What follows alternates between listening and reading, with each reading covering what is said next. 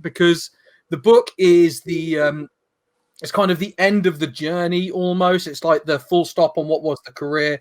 I'm interested in the timing of the book. Why did it come? It was 2018. It was. Time it came out. What was why then? Why not any other time in your career or in your life? I'll be perfectly honest with you. I had never even thought about writing a book. It wasn't even on my agenda. It was only that the guy that ended up co-writing it with me, Dan Poole, he'd been a long time Man United fan, and because I split my time between Manchester and Essex, he worked just around the corner from Euston, which is where obviously I get the train from.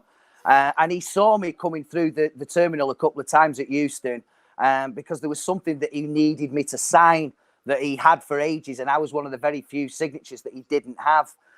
So he got in touch with me via the club, asked could I meet him just outside Euston Station.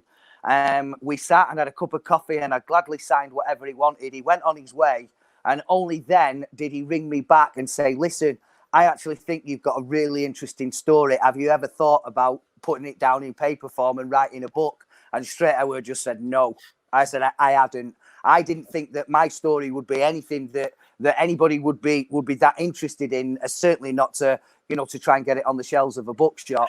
But he convinced me there was a way to do it. And with the people that I played with, if we could choose that angle to get them to say a little bit about me and the sort of person I was, and certainly the sort of player that I was before and after my injury. So that's how we went about doing it. And I couldn't have done it without him.